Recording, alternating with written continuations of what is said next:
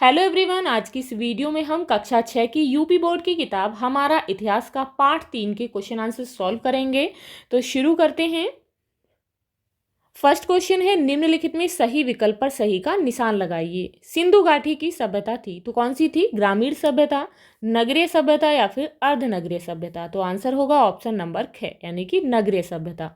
Next है, मोहनजोदड़ो के नगर बसे थे, कैसे थे? आजकल के गांव की तरह, टेढ़ी मेढ़ी गलियों में, एक निश्चित योजना के अनुसार? तो आंसर कौन सा है? ऑप्शन नंबर ग, एक निश्चित योजना के अनुसार। अब यहाँ पर नेक्स्ट क्वेश्चन है, रिक्त स्थान भरिए। मोहनजोदड़ो का अर्थ है, क्या है? मोहनजोदड़ो का अर्थ है मृतकों का टीला। नेक्स्ट है, रोपड़ भारत के राज्य में, कालीबंगा राज्य में है। तो रोपड़ कहाँ पर है? पंजाब राज्य में, यहाँ लिखना है पंजाब, और कालीबंगा है राजस्थान में। व्यापार और सिंधु घाटी के शहरों के बीच होता था, तो किस किस के बीच में? इराक और सिंधु घाटी के शहरों के बीच। नेक्स्ट है, सही जोड़े बनाइए। तो रोपड़ जो है वो पंजाब राज्य में है, इसके साथ मैच करेंगे। कालीबंगा राजस्थान में, लोथल गुजरात में, और दायमाबाद महाराष्ट्र में, तो इसके साथ मैच करेंगे। अब यहाँ पर क्वेश्चन नंबर 4 है, प्रश्नों के उत्तर दीजिए। तो प्रश्न है, कांसे की बनी नर्तकी की मूर्ति कहाँ से प्राप्त हुई है? तो कांसे की बनी नर्तकी की मूर्ति हड़प्पा कालीन नगर मोहनजोदड़ो से प्राप्त हुई है। नेक्स्ट है, हड़प्पा के लोगों का विदेश व्यापार किस देश के साथ होता था? तो किस देश के साथ होता था? हड़प्पा के लोगों का विदेश व्यापार मेसोपोटामिया यानी कि इराक के साथ होता था। नेक्स्ट है, कागज का आविष्कार सबसे पहले कहाँ हुआ? तो सबसे पहले चीन में हुआ। कौन सी सभ्यता नील नदी का वरदान नाम से प्रसिद्ध है? तो कौन सी सभ्यता है? मिस्र सभ्यता। मिस्र सभ्यता नील नदी का वरदान नाम से प्रसिद्ध है। अब यहाँ पर अगला क्वेश्चन है, मानचित्र देखकर हड़प्पा कालीन पुरास्थलों की सूची बनाइए। तो मानचित्र में जो है कौन कौन से हैं? मोहनजोदड़ो, कालीबंगा, लोथल आदि। नेक्स्ट है, टिप्पणी कीजिए। हड़प्पा कालीन नगर निर्माण योजना। तो हड़प्पा कालीन नगरों का निर्माण एक निश्चित योजना के आधार पर किया गया था। सड़कें चौड़ी थी तथा वे छोटी छोटी सड़कों एवं गलियों से जुड़ी थी।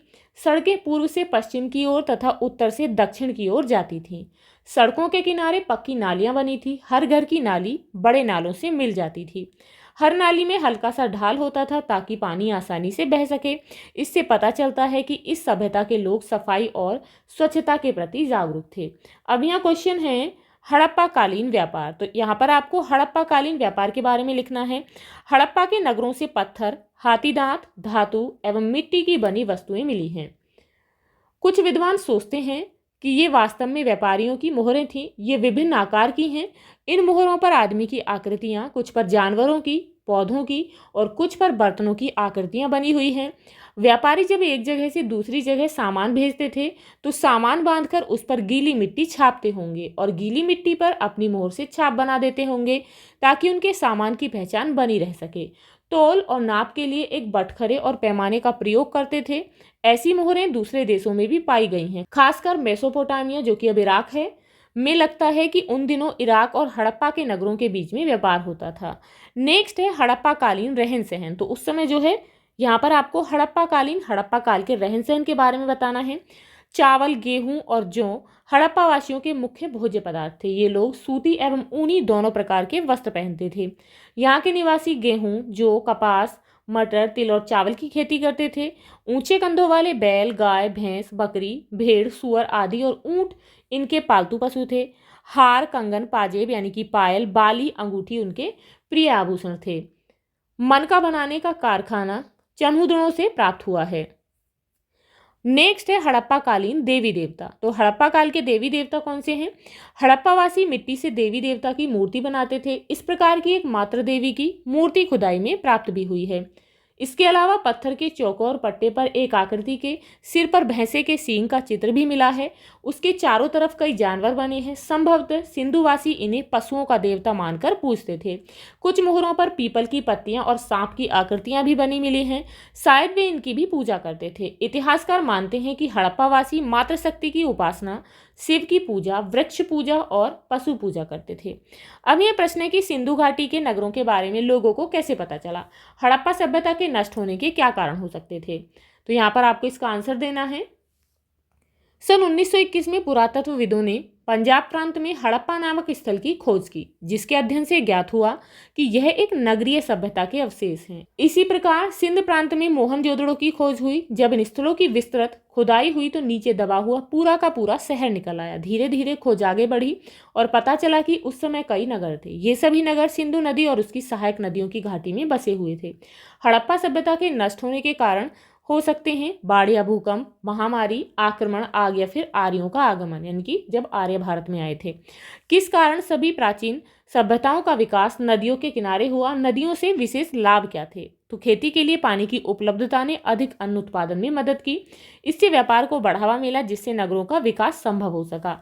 व्यापार के लिए जलमार्ग सुलभ था, साथ ही साथ नदी से व्यापार सस्ता, आसान तथा सुरक्षित था। नगरीय जीवन में कृषि की अपेक्षा अन्य काम धंधों को अधिक महत्व मिला।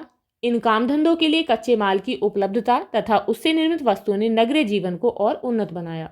यही कारण है कि सभी प्राचीन सभ्यताओं का विकास नदियों के किनारे ही हुआ है। अब यहाँ पर आपको तालिका को पूरा करना है। सभ्यता का नाम यहाँ पर दिया गया है, आपको नदी या सागर का नाम बताना है जिसके किनारे वो सभ्यता विकसित हुई। मुख्य योगदान क्या रहा? तो यहाँ पर फर्स्ट है मेसोपोटामिया सभ्यता। तो दजला और फरात के किनारे जिगुरत बीजगणित रेखा गणित में। मिस्र की सभ्यता में नील नदी के किनारे है। पिरामिड, सूर्य, पंचांग आदि इन्होंने इनका आविष्कार किया। क्रीट सभ्यता भूमध्य सागर के किनारे। जलयान तथा चित्रकारी में इनका मुख्य योगदान है। चीन की सभ्यता हुआंग हो, यांगटीसी क्यांग के किनारे, इनका योगदान है लेखन कला में। सिंधु घाटी की सभ्यता सिंधु नदी के किनारे, जिसका योगदान नगरीय सभ्यता और कपास की खेती में मुख्य योगदान रहा। अब यहाँ पर क्वेश्चन है, सिंधु घाटी के नगरों से मिलने वाली मोहरों के बारे में 4 मुख्य बातें बताइए। तो सिंधु घाटी के शहरों से प्राप्त मोहरों पर आदमी, जानवरों, पौधों और बर्तनों की आकृतियां बनी हुई हैं। एक मिट्टी की मूर्ति मिली है जो शायद उन लोगों की देवी की मूर्ति थी। एक आकृति के सिर पर भैंस का चित्र है, शायद यह पशुओं का देवता था जो पूजा जाता था। एक मोहर पर पीपल की पत्तियां और सांप बने हैं, शायद इनकी भी पूजा होती थी। तो ये थे आपके पाठ के क्वेश्चन आंसर। आप इन्हें अच्छे से लर्न करेंगे। तो मिलते हैं नेक्स्ट वीडियो में नेक्स्ट चैप्टर के क्वेश्चन आंसर के साथ। If you like this video, please like and share, and if you are new on this channel, please subscribe the channel. Thank you.